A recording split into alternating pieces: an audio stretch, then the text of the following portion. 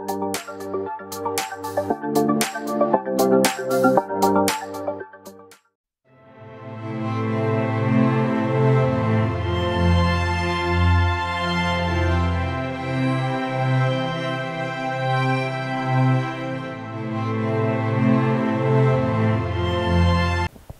The Lord.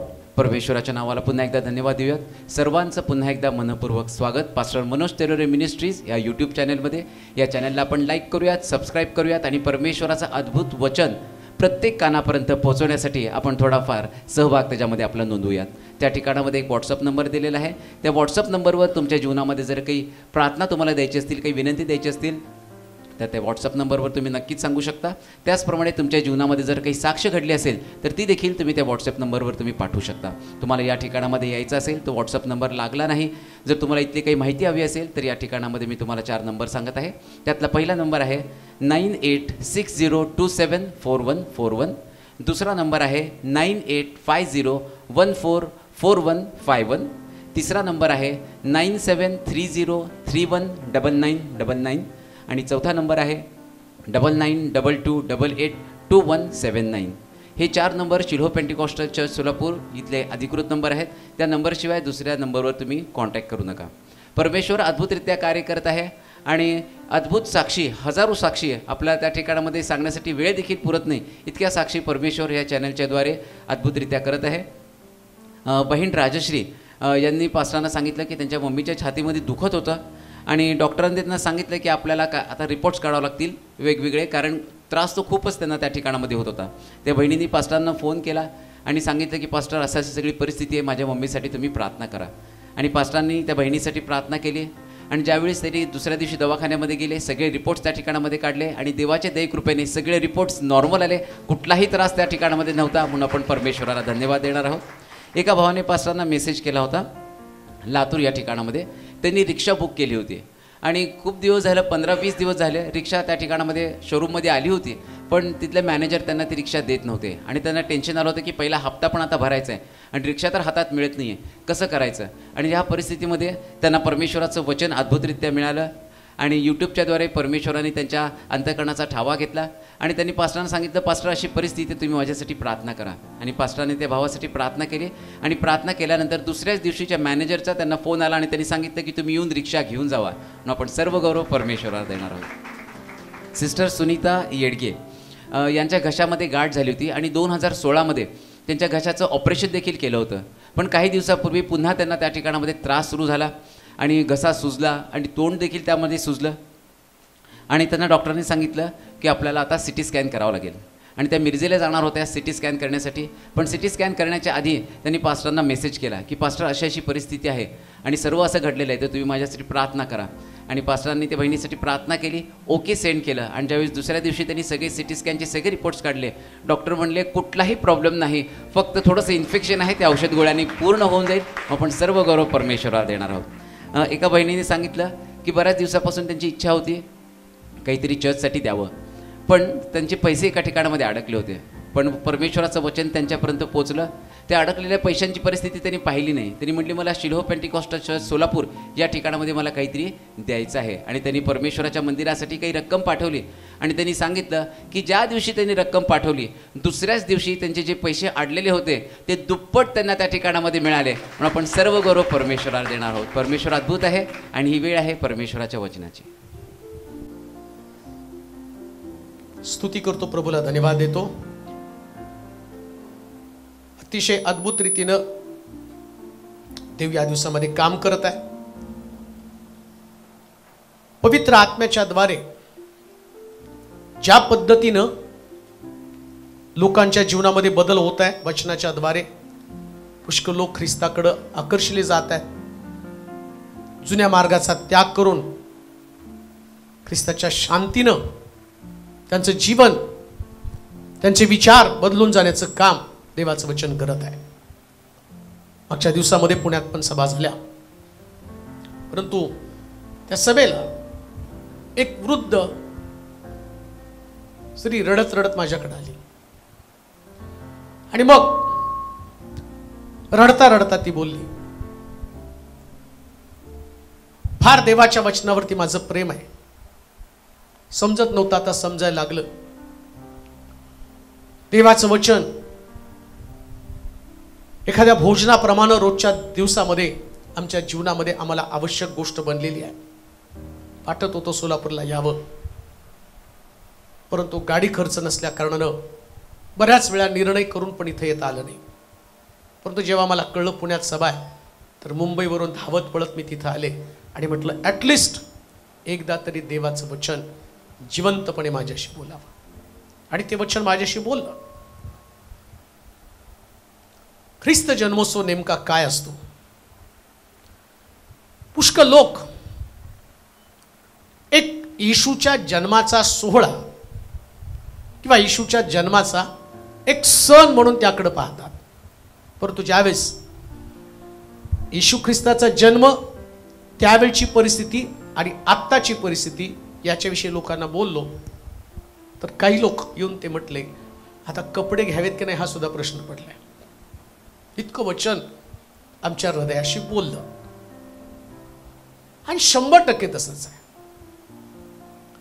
नाताळाचा सोहळा खाणं पिणं रंगरंगोटी कपडे याच्यामध्ये कधीच नसतो. हा त्या तुम्हाला तुमच्या शरीरासाठी आवश्यक असणाऱ्या गोष्टी तुम्ही त्याच्यासाठी करत असाल तर त्याच्यात काही गैर नाही. हे पण मी तुम्हाला सांगेल की त्या दिवशी तुम्ही ते कपडे घातले आणि काही गोडधोड केलं खाल्लं तरी तुम्ही काही पाप करत नाही. परंतु त्यातला मुख्य भाग कोणता? येशूचा जन्म झाला कशाला, ते फार महत्वाचं आहे. येशूचा जन्म यासाठी नाही झाला की तुम्हाला एखादा सण असावा.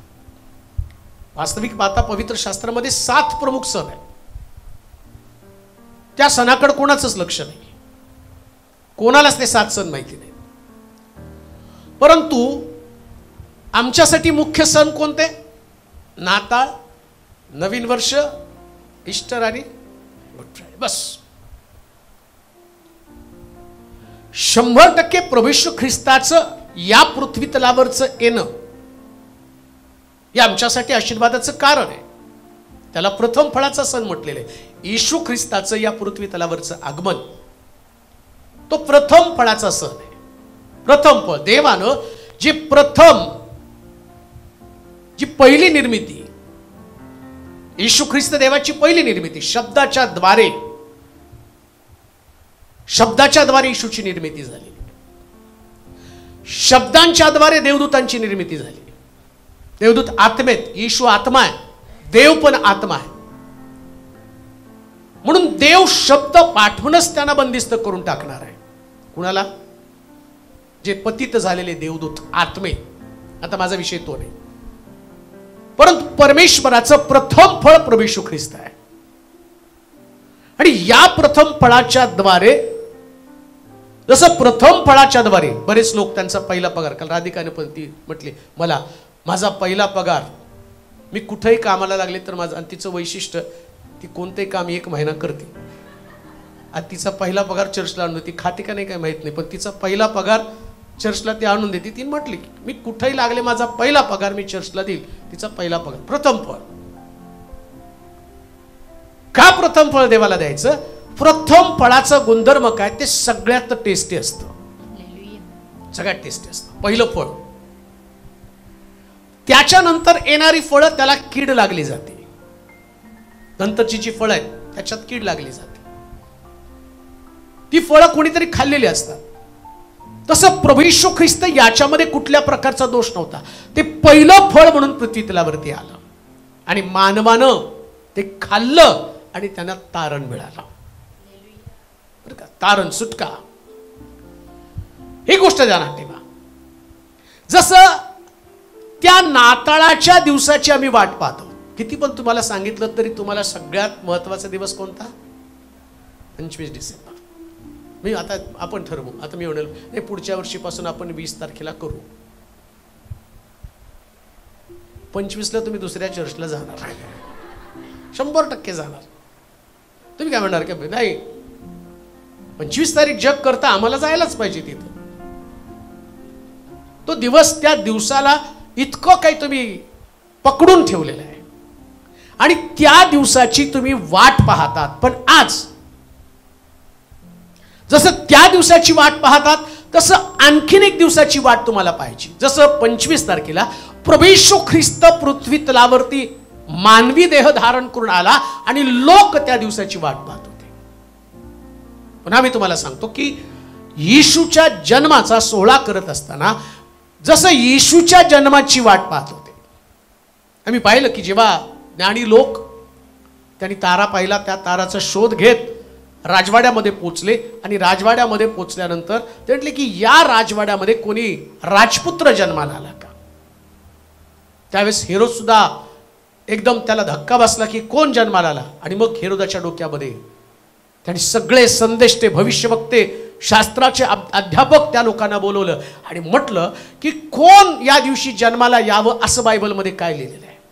मग शास्त्रात ते सगळे शास्त्राची जाणकारी लोक त्यांनी काय केलं, शास्त्र भाग उघडला आणि ते म्हटले होय मसीहा जन्माला येणार आहे, त्याचा जन्म होणार आहे. मग राजा शॉक झाला. राजा जन्माला आल्यानंतर आता माझं राज्य खालचा होणार आहे, माझं राज्य संपणार आहे. मग त्यानं विचारलं कोणत्या वेळेला त्याचा जन्म झाला, त्याच्या जन्मात तारा दिसल्याची वेळ सांगा. आता बघा ते इतके सुंदर अभ्यासक होते, त्यांनी तारा कोणत्या वेळेला दिसला, कोणत्या दिवशी दिसला तो दिवस त्या राजाला सांगितला. राजाच्या लक्षात आलं येशूचा जन्म 2 वर्षापूर्वी झालेला आहे. 2 वर्षापूर्वीच त्याचा जन्म झाला. म्हणजे मसीहाची वाट जग पाहत होतं. मसीहाची वाट जग पाहत होतं. योहानाला सुद्धा विचारले त्यांनी, तू मसीहा आहेस का. येशूला पण विचारलं काय, आणि तूच तो मसीहा आहे का जो या जगाला तारण देणार आहे, तो मसीहा तू आहेस का. म्हणजे त्याला कोणी ओळखलंच नाही. तो दिवस आला पण त्या दिवसाला कोणी ओळखलं नाही, येशूला कोणीच ओळखलं नाही. योहानाच्या शुभवर्तमानामध्ये म्हणतो ना, त्याच्या लोकांकडे तो आला पण त्याच्या लोकांनी त्याला ओळखलं नाही. आज पण परिस्थिती तीच आहे. आला तो त्याच्या लोकांकडे पण लोकांनी त्याला ओळखलंच नाही. का ओळखलं नाही. त्या येशूला आम्ही पाहतो ज्ञानी लोकांनी ओळखलं, त्यानं सोनं, ऊद आणि गंधरस त्याला अर्पण केलं. मरियेनं प्रभू येशू ख्रिस्ताचा जन्म, तो जन्माला आला हे ओळखलं, तो उद्धार करताय. पण बायबल सांगतं तिने सगळं मनामध्ये ठेवलं, तिने पण जगाला नाही प्रगट केलं. माहिती तिला उद्धार करता मसीहा माझ्या पोटामध्ये. अजून एक गोष्ट तुम्हाला सांगतो, योहान अलिशिबेच्या पोटामध्ये, मरीच्या पोटामध्ये येशू आणि मरिया अलिशिबेला भेटायला जाताना अलिशिबेच्या पोटामधला योहान उसळी मारतो. त्या ठिकाणामध्ये असं लिहिलं की ती अलिशिबा म्हणती माझ्या प्रभूची माता मला भेटायला. तिलाही माहिती होतं तिच्या पोटामध्ये प्रभू आहे. आणि योहान जो आतमध्ये, आतमधला योहान, विचार करा 6 महिन्याच्या लेकराला काय समजतं, पण योहानानं आतमध्ये उसळी मारली. उद्धार करता 6 महिन्याच्या लेकराला सुद्धा समजतो. उद्धार करता गर्भामध्ये असणाऱ्या गर्भाला सुद्धा त्याची ओळख पटती. परंतु आता जिवंत लोकांना त्याची ओळख पटली का, हा सगळ्यात मोठा प्रश्न आहे. त्यानं उसळी मारली. हो, त्यानं उसळी मारली. म्हणजे येशू ख्रिस्ताचं गर्भातलं दर्शन तो योहान स्वीकारतो आणि तो उसळी मारतो. उसळी मारणं म्हणजे जागा सोडणं बरं का. उसळी मारणं म्हणजे जागा सोडणं बघा बरं का. येशू ख्रिस्त जन्माला आला, सगळ्यांनी दारं बंद केली, कोणी त्याला आतमध्ये घेतलं नाही. गाईच्या गोठ्यामध्ये त्यानं जन्म घेतला. गवताच्या शय्येवरती तो विराजमान झाला. जसं आम्ही गीतामध्ये गातो, गवताच्या शय्येवरती विराजमान झाला. काय होती गवताची शय्या. थंडीमध्ये त्या कुत्र्याला गवताच्या त्या शय्येवरती कुत्र्याला बसण्याची जागा, तिथं कुत्रं बसतं का, तर राखण करतं, तर त्याला गवताची ऊब मिळावी म्हणून त्या कुत्र्याला तिथं गवताची एक सुंदर प्रकारची गव्हाणी तयार करून त्याच्यामध्ये ठेवलं जातं. त्याला गव्हाणी म्हणजे ती गवताची शय्या किंवा गवताचा बिछाना, त्याच्यावरती येशूचा जन्म झाला. म्हणजे कुत्र्यानं सुद्धा जागा सोडली, त्यानं सुद्धा आपली जागा सोडली आणि येशूला देऊन टाकली. राजा आपली जागा सोडायला तयार नाही. राजा म्हणतो जर येशूचा जन्म तुम्हाला समजलं, जर ख्रिस्ताचं दर्शन तुम्हाला झालं ना, मला येऊन सांगा, मी पण त्याला नमन करतो. पण राजाच्या मनामध्ये काय होतं, शास्त्र सांगतं 2 वर्षाच्या आतील सगळी बालकं मारली. म्हणजे काय, त्याला येशूचा जन्म येशूला मारण्यासाठी होता. ख्रिस्त जर जन्मला मला कळलं तर मी त्याला मारून टाकतो. ऐका, कशा पद्धतीनं येशूला तुम्ही आपल्या जीवनामध्ये घेता ते फार महत्वाचं आहे. आता एक वचन वाचा, मग तुम्हाला त्या याच्याकडे घेऊन जाणार आहे. रोमकराचं पत्र 13वा अध्याय त्याची 11 पासून काही वचन. रोमकराचं पत्र 13वा अध्याय 11 पासून हे करा 14 पर्यंत वचन.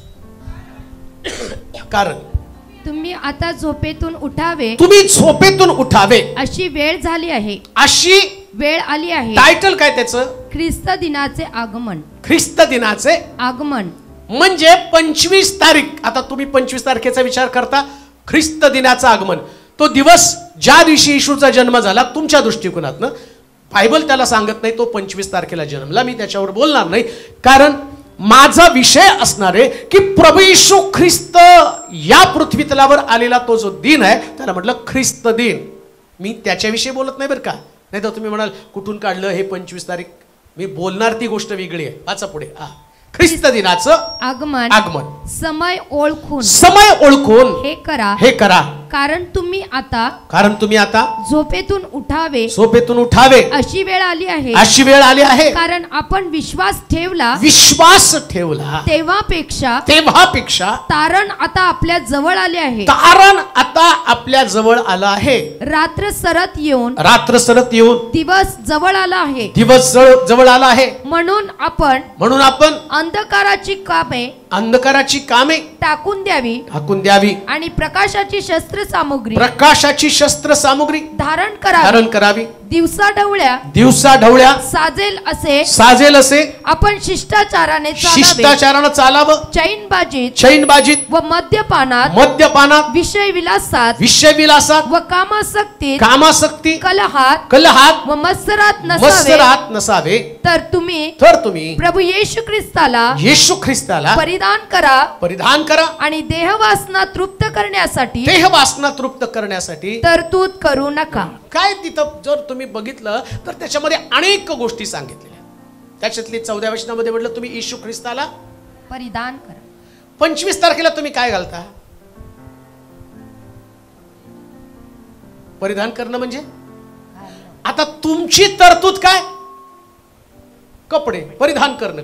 पण आता तो दिवस ख्रिस्त दिन म्हणजे नाताळा संबंधानं येशू ख्रिस्त दिन म्हणजे येशू येण्याचा दिवस. मी पुन्हा तुम्हाला सांगतो, मी नाताळाविषयी बोलत नाही बरं का, पण नाताळाला धरून ज्या दिवसाची तरतूद जी प्रोव्हिजन तुम्हाला करायची, मी नाताळाविषयी बोलत नाही पण नाताळाविषयीच बोलतो. म्हणजे काय? आम्ही त्या दिवसाचा विचार करतो ज्या दिवशी प्रभू येशू ख्रिस्त आला, मानव रूप धारण करून आला. आता तो दिवस आमच्यासाठी तेवढा महत्वाचा नाही. तो येऊन गेला, तो आला, मानव रूप धारण केलं. परंतु त्या दिवशी लोक अंधकारातनं जिथं त्यांना तारा दिसला त्या ताऱ्याच्या प्रकाशामध्ये ते गेले. येशू ख्रिस्त जन्माला आला तेव्हा त्यांना आकाशामध्ये एक तारा दिसला. मेंढपाळ रात्री रानामध्ये मेंढरं राखत होती आणि प्रकाश पाहिला आणि ते जागेवरती पडले. ते पण अंधकारात घाबरले का तर प्रकाश त्यांच्याकडे आला. आता इथं काय म्हटलं माहिती का? तो दिवस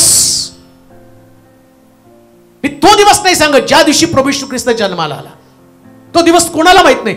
पण एक गोष्ट ध्यानात ठेवा, आता ख्रिस्त दिन म्हणजे प्रभू येशू ख्रिस्त 2024 वर्षापूर्वी आला. आता तो दिवस नाही, आता दुसऱ्यांदा तो येणार आहे त्या दिवसा संबंधानं.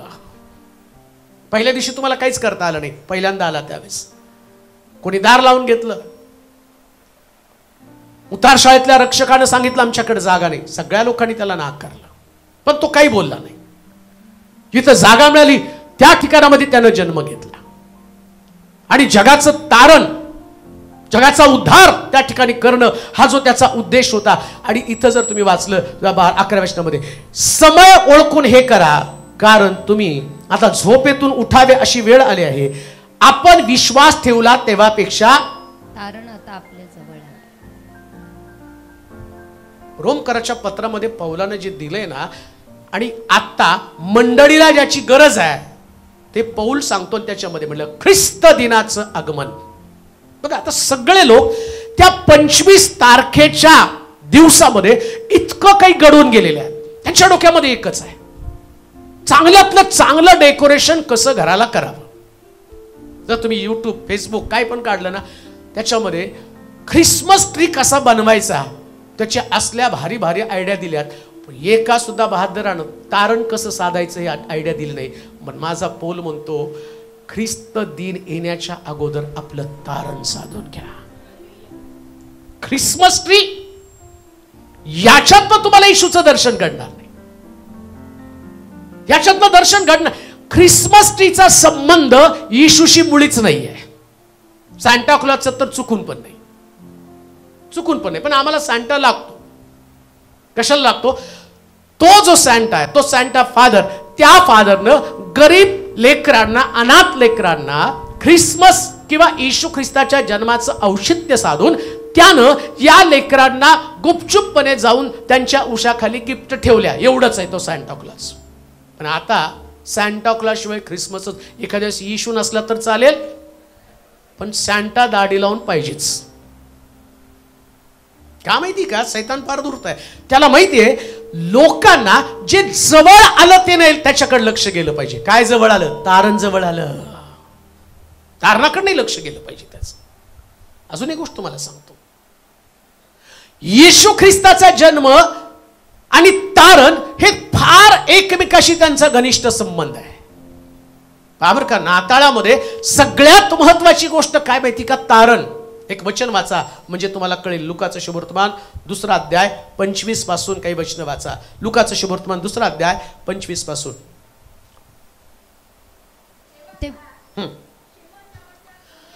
शिमोन नावाचा कोणी एक मनुष्य यरुशलेमेत होता.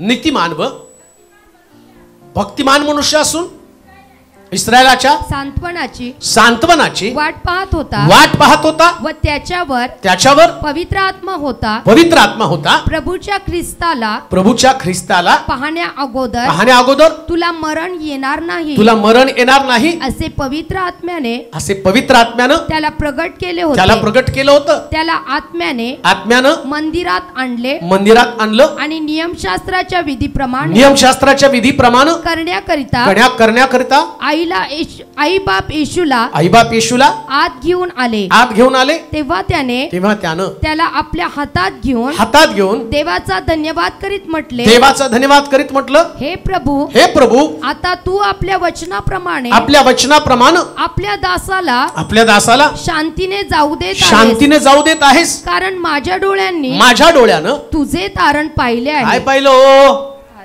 काय पाहिलं? म्हणजे येशूचा जन्म लक्ष कशाकडे लागलं पाहिजे? तारणाकडे. तारण. काय सुंदर म्हटलेले. बरं हे तारण कोणाच्या दृष्टीला पडणार आहे? सगळ्याला नाही मिळणार. येशू ख्रिस्ताचा जन्म सगळ्याला समजणारच नाही. ना हेरोदाला समजला, ना मरियेला समजला, ना जगाला समजला.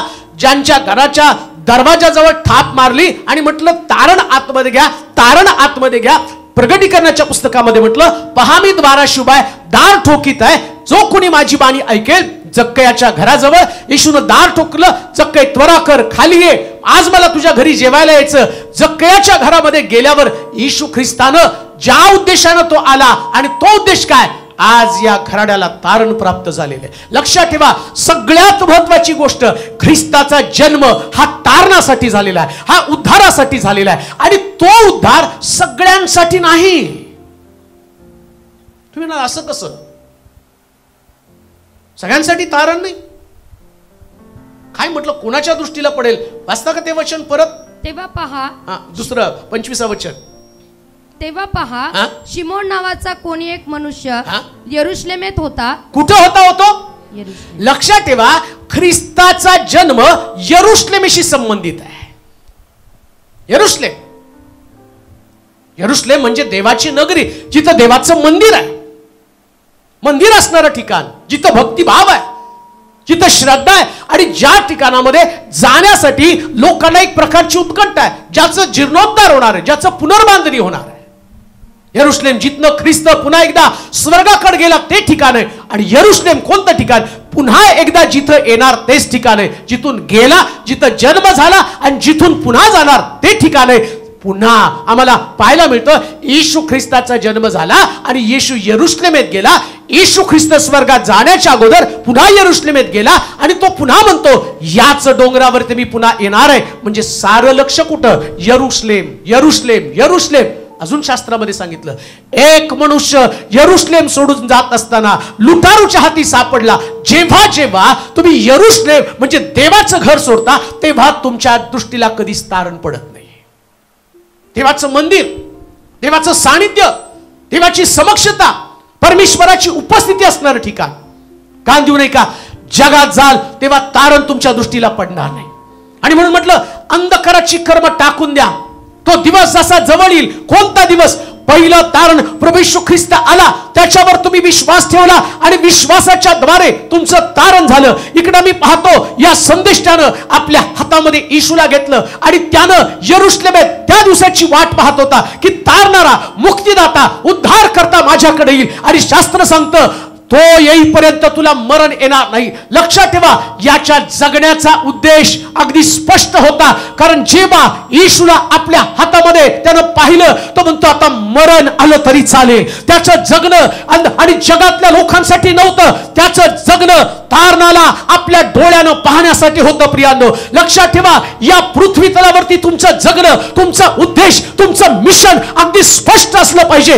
तारणारा माझ्या डोळ्यासमोर असावा. माझ्या डोळ्यासमोर माझी नोकरी, माझा पैसा, माझं घर, माझी प्रॉपर्टी आणि माझे नातेवाईक, माझे आप्तगण हे लोक असावेत असं नव्हे, तर माझ्या डोळ्यासमोर फक्त तारणारा, फक्त तारणारा, फक्त उद्धार करता, फक्त उद्धार करता. आणि जेव्हा उद्धार करत्याला तुम्ही पाहाल त्यास तो म्हणतो आता माझा प्राण निघून गेला तरी चालेल, का तर आज मी माझ्या डोळ्यानं तारण पाहिलं आहे. आज मी माझ्या डोळ्यानं तारण पाहिलेलं आहे. तुमच्याकडे काय नाही याचा विचार करू नका, तुमच्या डोळ्यासमोर तारण आहे याचा विचार करा. कधी कधी आम्ही म्हणतो माझ्याकडे नोकरी नाही, माझ्याकडे पैसे नाहीत, माझ्याकडे घर नाही, माझ्याकडे हे नाही, माझ्याकडे ते नाही. अहो याच्या त्याच्यापेक्षा तुमच्याकडे येशू आहे. तारण आहे फार महत्वाचं. तारण असं वचन ते. तेव्हा पहा शिमोन नावाचा कोणी एक मनुष्य यरुशलेमेत होता. तो नीतिमान व भक्तिमान मनुष्य असून, नीतिमान व भक्तिमान मनुष्य असून इस्रायलाच्या सांत्वनाची वाट पाहत होता. आता इस्रायलाचं सांत्वन काय? खरं सांत्वन येशू तुमच्या समोर असणं हे खरं सांत्वन. खरं सांत्वन ते आहे. आणि लक्षात ठेवा हा येशू सगळ्यांच्या दृष्टीला पडत नाही. काय क्वालिटी लागते त्याला? भक्तिमान व नीतिमान. भक्तिमान आणि नीतिमान. आणि नीतिमान आणि भक्तिमान याच्यातला फरक काय?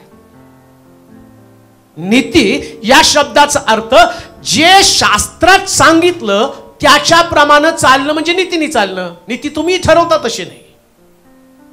आम्ही आमच्या नीतीने चालतो. बरेच लोक म्हणतात त्याची नीती साफ नाही. कदाचित तुम्हाला अपेक्षित असणारी नीती जे तुम्ही ठरवता ते नीतिमत्व नाही, तुमचं नीतिमत्व नाही. जेव्हा मी माझं नीतिमत्व याचा विचार करतो ना त्यास लक्षात ठेवा माझं नीतिमत्व मला प्रौढ बनवतं, प्रौढी माझ्यामध्ये पाठवतं. मी कोणीतरी वेगळा आहे, मी सगळ्यांपेक्षा चांगला आहे, मी सगळ्यांपेक्षा धार्मिक आहे, मी सगळ्यांपेक्षा दिलदार आहे, मी सगळ्यांपेक्षा शांत आहे. हे माझं नीतिमत्व झालं. मला स्वतःचं नीतिमत्व आहे. परंतु बायबल मधलं नीतिमत्व, मी तुम्हाला नीतिमत्व दोन नीतिमत्व सांगत आहे. जे पौलाकडे नीतिमत्व होतं, पौलाचं नीतिमत्व काय? ख्रिस्ती लोकांना तो मारत होता. का मारत होता? त्यानं शास्त्रातलं नीतिमत्व घेतलं आणि तो म्हटला यांच्यासारखा माझं जे नीतिमत्व आहे ते माझ्या स्वतःच आहे आणि माझं नीतिमत्व मला सांगतं याला मार.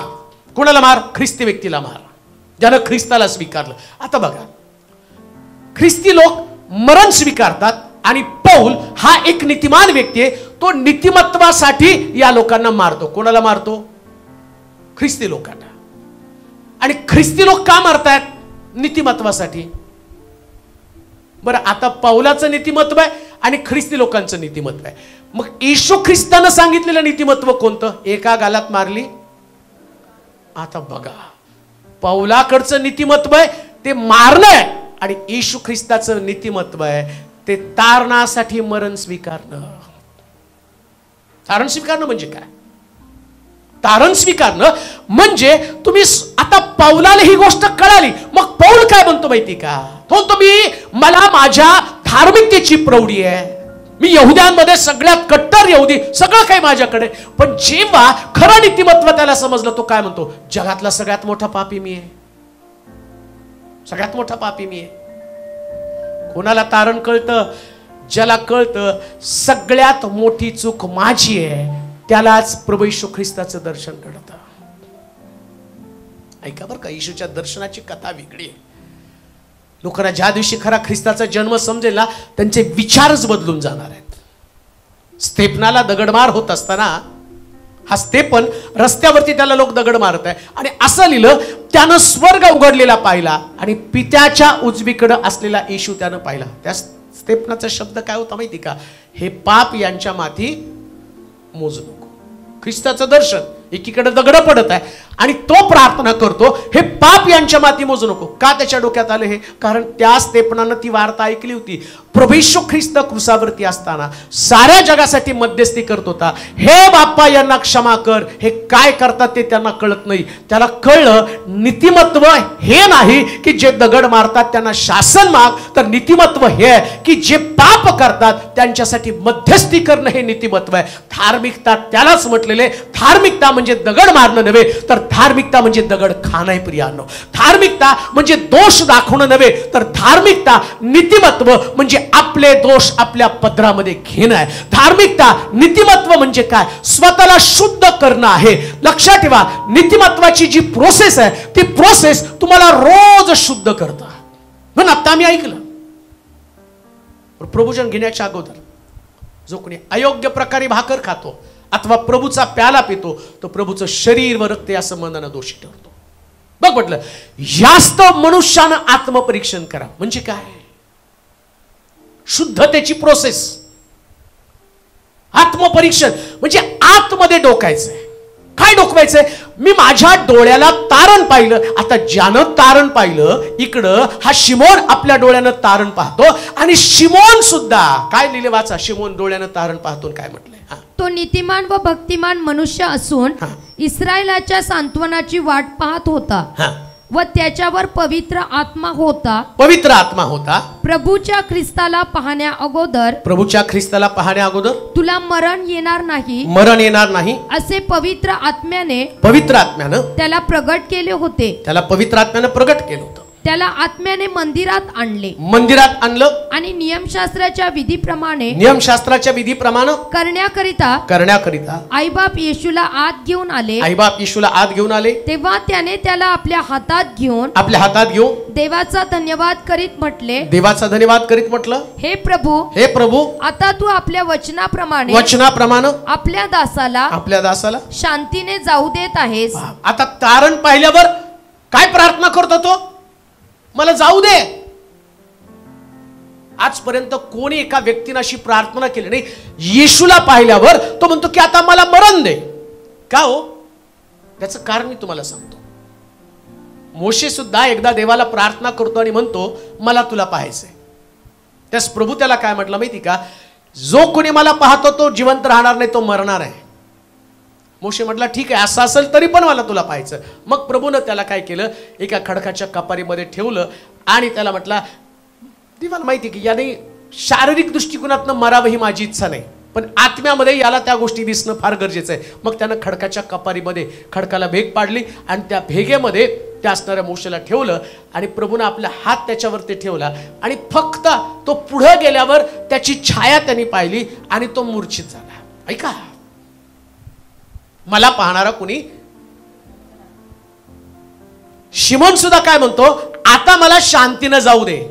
मोशे म्हणतो मला मरू दे. येशू म्हणतो जो कोणी माझा शिष्य पाहतो त्यानं आत्मनिग्रह करावा, आपला वधस्तंभ घेऊन माझ्या मागे या. पौल म्हणतो ख्रिस्ताचा वध रोज मी माझ्या शरीरामध्ये बाळगतो. आणि आता शिमोन म्हणतो मला शांतीनं जाऊ दे. तारण जेव्हा तुमच्या डोळ्यासमोर येतं ना, त्या तारणामध्ये तुम्ही मरण आणि स्वीकारणं फार गरजेचं आहे. मरण स्वीकारणं म्हणजे काय, जाऊन फाशी घ्यायची का नाही हो. मरण या शब्दाचा अर्थ आहे तुमच्या भावना, तुमच्या इच्छा, तुमच्या सवयी ज्या तुमच्या देहाला जगवतात, त्या तुमच्या देहाला जगवतात. एक व्यसनाधीन माणूस असतो ना, त्याला व्यसन केल्याशिवाय जगता येत नाही. काही लोक असतात त्यांना व्यसन केल्याशिवाय जगता येत नाही. मग त्याला असं वाटतं की व्यसन सोडलं तर मी मरून जाईल. आता तारण पाहिजे तर मरण आवश्यक आहे ना. तुमच्या डोळ्याला तारण पाहिजे तर मरण आवश्यक आहे. जसं आम्ही पाहतो प्रगती आणि एक प्रात्यक्षिक किंवा देवानं त्या असणाऱ्या दाविदाला सुद्धा दाखवलं की जेव्हा त्यानं पाप केलं आणि त्या स्त्रीपासून त्याला संतान झालं, त्या दाविदाला नाही मारलं पण त्या मुलाला मारलं. कोणाला मारलं? त्या मुलाला, ज्या मुलाच्या द्वारे दाविदाचं मरण टळलं जाणार होतं. अजून आम्ही पवित्र शास्त्रामध्ये पण पाहतो की जेव्हा अब्रामानं इसाकाला वेदीवरती दिलं, त्यास इसाक वाचण्यासाठी एका एडक्याला मरावं लागणार होतं. दाविदाला वाचण्यासाठी एका मुलाला मरावं लागणार होतं. तसं प्रभू येशू ख्रिस्त जो आमच्यासाठी तारण आहे, त्याला आमच्यासाठी मरावं लागणार आहे. आणि जसं आमच्या देहाच्या तारणासाठी आमचा आंतरिक मनुष्य मरावा लागणार आहे. आंतरिक मनुष्य. शिमोन म्हणतो आज माझ्या डोळ्यानं मी माझं तारण पाहिलं. तुमचा आंतरिक मनुष्य जेव्हा प्रभू येशू ख्रिस्ताला तुम्ही पाहता, तुमचा आंतरिक मनुष्य मरायलाच पाहिजे. आंतरिक मनुष्य हा तुमचा आंतरिक स्वभाव आहे.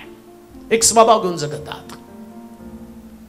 जसा तो दिवस जवळ येईल, कोणता तारण त्या दिवशी झालं तुमचं, पण आता त्याचं दुसरं आगमन होणार आहे. पुन्हा प्रभू येशू ख्रिस्त ढगावरती बसून येणार आहे. आणि त्यावेळेस त्या दिवसाचं औचित्य साधून आता अंधकाराची कर्म टाकून द्या. म्हणजे काय, तुमच्या सवयी, तुमचे स्वभाव, जे स्वभाव तुम्हाला देवापासून दूर ठेवत आहेत, काही स्वभाव तुम्हाला देवापासून दूर ठेवत आहे आणि त्याच्या खाली त्यानं दिलेलं आहे.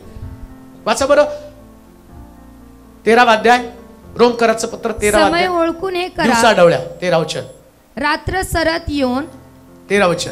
दिवसा ढवळ्या साजेल असे आपण शिष्टाचाराने चालावे. म्हणजे तो दिवस आल्यावर काय असलं पाहिजे? शिष्टाचार. शिष्टाचार म्हणजे काय लक्षात ठेवा. शिष्टाचार ज्याला आम्ही पाहतो की गुड मॉर्निंग वगैरे, ते नाही शिष्टाचार बरं का. Good morning, good evening, good night, have a dinner, have a lunch, ते शिष्टाचार नाही. तो फक्त फुगीरपणा आहे. शिष्टाचार नाही त्याच्यामध्ये. फक्त तुम्हाला इंग्लिश येतं ते तुम्ही दाखवता. शिष्टाचार म्हणजे काय आता लक्षात ठेवा. बिब्लिकल मी तुम्हाला सांगत आहे. बिब्लिकल काय, तो शिष्टाचार म्हणजे तुमच्या समोर तुमचा शत्रू असताना सुद्धा तुम्हाला तुमच्या शत्रू समोर जसं देवानं तुम्हाला शिकवलं तसं वागणं म्हणजे शिष्टाचार. आता शिष्टाचार म्हणजे काय, कुणी एका गालात मारलं तर हा शिष्टाचार आहे. एका गालात मारली तर हा शिष्टाचार. बंडी मागितली तर, एक कोस म्हटलं तर, तुझा शत्रू भुकेला असेल तर त्याला वाईटानं जिंकला जाऊ नको तर, हे शिष्टाचार आहेत. शिष्टाचार म्हणजे ते नाही की तुम्ही आला आणि बाहेरच्या व्यक्तीला तुम्ही म्हटलं बसण्यासाठी जागा द्या, तुम्ही खाली बसला, हा शिष्टाचार नाही. या गोष्टी ज्या तुम्ही करता ते तुमच्यावरती झालेले संस्कार आहेत. परंतु संस्कार आणि शिष्टाचार याच्यामध्ये फरक आहे. बायबलमध्ये जे शिष्टाचार तुम्हाला शिकवले ते तुम्हाला पाळावे लागणार आहेत. आमच्याकडे ते शिष्टाचार आहेत का? एकमेका संबंधानं आमचं असणारं वर्तन, तारण जे आज तुमच्या डोळ्यासमोर येतं, लक्षात ठेवा, तारण तुमच्या शरीराचं झालं. तारण म्हणजे आंतरिक मनुष्य मरणं. पुन्हा मी तुम्हाला सांगतो, तारण म्हणजे आतला मनुष्य मरणं. ज्याला बाप्तिस्मा म्हटलं तो बाप्तिस्मा म्हणजे ख्रिस्ताच्या बरोबर तुम्ही मरणं. पाण्याखाली तुम्ही जाता, तुमचं तारण झालं म्हणजे तुमचा माणूस मेला. मग मेलेला माणूस, समजा आता मी ज्या दिवशी मरेल, बऱ्याच लोकांना असं वाटतं, मी असं बोललो की बरेच लोकांचे म्हणू नका. जसं आता प्रभूने मला सांगितलं तू अमरच आहे पृथ्वी तलावर. लोक फार सिरियसली घेतात. बरं, कोणीतरी मला मेसेज केला, बाळक साहेब तुमच्या पायाच्या बुटाची साईज सांगा. म्हटलं बाबा कशाला? नाही सांगा ना प्लीज, मला तुम्हाला बूट पाठवायचं आहे. पाठवून दिला. घे म्हटलं बाबा, तुम्हाला नाही सांगत नाही तर तुम्ही पाठवाल, ढिगभर होईल घरात ठेवायला, अजून एक खोली बांधावं लागलं. त्यांनी पाठवून दिलं. आणि बोलता बोलता तो एक वाक्य, ते बूट पाठल्यावर त्यांनी सांगितलं, हे बूट मी तुम्हाला का पाठवतो माहिती का, मी तुमचा एक संदेश ऐकला. त्या संदेशामध्ये तुम्ही सांगितलं होतं, एक काळ असा होता की तुमच्याकडं चप्पल चांगली घालण्यासाठी पण पैसे नव्हते, त्यास तुम्ही तुमच्या खिशामध्ये खेळा घेऊन फिरायचा. ते ऐकल्यापासून मला खूप वाईट वाटलं. आणि मी म्हटलं नाही, त्यांना त्या दिवशी त्यांच्या पायामध्ये चप्पल नव्हती, तर आता ॲटलिस्ट माझी परिस्थिती चांगली, तर तुम्ही यांना एक बूट तर पाठवावा. आणि मग त्या व्यक्तीने मला पाठवलं. आता त्या चप्पल नव्हती, आता भरपूर आहे ना, पण बोलल्यावरती ती गोष्ट तर आपल्याला रुजते ना. लक्षात ठेवा. आता बघा, समजा या सगळ्या गोष्टी माझा आता मनोज तेलोरे मेला म्हणजे ओळखणार कसं, त्याचं प्रीचिंगच बंद झालं ना. दिसतंय कुठं तो, त्याला कपडे घालण्याची इच्छा नाही, तो मेला. शेवटचे कपडे, शेवटची आंघोळ. मला माहिती की शेवटची आंघोळ, आणि त्याच्यामध्ये जे त्याच्या आवडीचे कपडे घालून त्याला कबऱ्यामध्ये टाकतात, त्याचे सूट सगळे दुसऱ्याला देऊन टाकणार, माझे सूट देऊन टाकणार कोणाला तरी. मी मेल्यावर कोण घालील मला माहित नाही, पण देणार कोणाला तरी. म्हणजे त्याचा संबंध त्या गोष्टीशी परत नाहीये ना. तो आवाज तुम्हाला ऐकायला येणार, जिथं मी गाणं गातो तो आवाज तुम्हाला ऐकायला येणार, जे प्रीचिंग करतो ते प्रीचिंग तुम्हाला दिसणार नाही, जे तुमच्या समोर माझं प्रेझेंटेशन आहे ते तुम्हाला दिसणार नाही. का तर तो मेला. अहो, तुम्ही पण मेल्यावर तुमचा जुना स्वभाव पण मेला पाहिजे ना. मला तारण दिसतं, तर माझ्यामध्ये असणाऱ्या जुन्या गोष्टी मेल्याच पाहिजेत. जुन्या गोष्टी माझ्यामध्ये तशाच आहे, याचा अर्थ प्रभू येशू ख्रिस्ताचा जन्म माझ्यामध्ये झालाच नाही, तारण पाहिलंच नाही माझ्या डोळ्यानं. तिथं तो म्हणतो, आता प्रभू मला शांतीनं जाऊ दे. शिमोन काय म्हणतो, आता मला शांतीनं जाऊ द्या. म्हणजे जेव्हा ख्रिस्त तुमच्या डोळ्यासमोर आहे, येशूचा जन्म तुमच्या डोळ्यासमोर आहे, त्यास आतला मनुष्य काय म्हणत असतो, आता मला शांतीनं. म्हणजे त्या माणसानं आत नाही राहायला पाहिजे, आतला माणूस गेलाच पाहिजे, मेलाच पाहिजे. का तर तुमचं हे तुमचं तारण आहे. तारण ते नाही, तुम्ही पाण्याखाली गेला. म्हणून तो पौल म्हणतो, बाप्तिस्मा म्हणजे अंगाचा मळ धुणं. समजा एक व्यक्ती बाप्तिस्मा घेतो, त्याला पाण्याखाली पाठवलं, पण येताना रागिष्ट मनुष्य आत गेला आणि रागिष्ट मनुष्यच बाहेर आला, दारुड आत गेला आणि दारुडच बाहेर आला. म्हणजे काय झालं, मळ धुतला गेला. पण आतमध्ये जाताना पेत्र आत जातो, शिव्या देणारा स्वभाव आत जातो, बाहेर येताना सुवार्ता सांगणारा आणि ख्रिस्तासाठी मरणारा पेत्र, हे त्याचं तारण आहे. हे त्याचं तारण आहे प्रियानो. तो आत गेला, बाहेर पडताना एक सुंदर मनुष्य, जो मनुष्य ख्रिस्ताला पाहतो तो ख्रिस्तासारखा बनतो. पाण्याचा द्राक्षरस का झाला तुम्हाला माहिती का कारण? आता आम्ही प्रभोजन आहे, जाता जाता तुम्हाला सांगतो बरं का. प्रभोजनाचं द्राक्षरस जो आहे तो द्राक्षरस आम्ही म्हटलं की ख्रिस्ताचं रक्त आहे. बघ ना, ज्या गावामध्ये येशू ख्रिस्त गेला, द्राक्षरस संपल्यावर लोक मरियेकडे गेले, सांगितले, सांग पहा द्राक्षरस संपलाय. मरियेनं एकही चमत्कार केला नव्हता आणि मरियेची कुठली ख्याती नव्हती, ती फक्त धार्मिक आणि नीतिमान. मला माहित नाही तिच्याकडे लोक का गेले, पण लोक तिच्याकडे गेले आणि म्हटले द्राक्षरस संपले. मग ती म्हटली येशूकडे आली, ती म्हटली बाबा यांचा द्राक्षरस संपला. बाई याच्याशी तुझा माझा काहीच संबंध नाही. मग ती आली, म्हटले हा काय सांगतो ते तुम्ही करा. मग ते गेले, येशूकडे आले. येशू म्हटलं दगडी रांजण रिकामी करा, पाण्यानं भरा. आणि त्यांनी पाण्याने भरण्याची प्रोसेस केली. बघा आता येशू गेला आणि त्या दगडी रांजणामध्ये त्यानं डोकावलं, आणि डोकावल्याबरोबर येशूला पाहिल्यावर पाण्यानं आपला रंग बदलला. जर येशूनं तुम्हाला पाहिलं तर तुमचाही रंग बदलतो. रंग बदलला पाहिजे. म्हणून शिमोन म्हटला माझ्या डोळ्यानं रंग बदला. एकदा रंग बदलला, एकदा परिवर्तन झालं, मग तो म्हणतो की आता काय झालं, तुम्ही त्या दिवसामध्ये त्याच रंगाने चालत आहात. कोणत्या? 25 तारखेच्या रंगाने तुम्ही रंगलेले आहात. आम्हाला 25 तारखेला गायला पाहिजे. कोणतं? रंगलिया मोहे रंगलिया. अजून तेच रंगडंग आहेत, काही परिवर्तन नाही, काही बदल नाही, ते स्वभाव आहेत. वचन ऐकायचं, वचनाला रिॲक्ट होण्याच्या ऐवजी जुना मनुष्य तसाच बाहेर आला. तसंच जुना मनुष्य, काहीच बदल नाही, नाही तारण झालेलं आहे, स्वभावच बदलला नाही. हो, किती उपदेश ऐका, किती संदेश ऐका, या संदेशानं ज्या पद्धतीने आमची मनोवृत्ती बदलायला पाहिजे ती मनोवृत्ती बदलतच नाही ना. कुठे तारण मग? मग आता तो काय म्हणतोय, तो दिवस जसा जवळ येईल तुम्ही शिष्टाचारानं वागा, शिष्टाचारानं वागा. आता त्या दिवसाची वाट बघू नका की जेव्हा येशूचा जन्म झाला. आता त्या दिवसाची वाट बघा ज्या दिवशी तुमच्या शब्दाचा हिशोब केला जाणार आहे. शिष्टाचार. ऐका, इथं आल्यावर तुम्ही त्याच्यासाठी थैली उघडायची गरज नाही. तेव्हा थैली उघडली 25 तारखेला, ज्या दिवशी ख्रिस्ताचं दर्शन घडलं. ऐका बरं का, काय तुम्हाला समजून घेणं किती महत्वाचं आहे.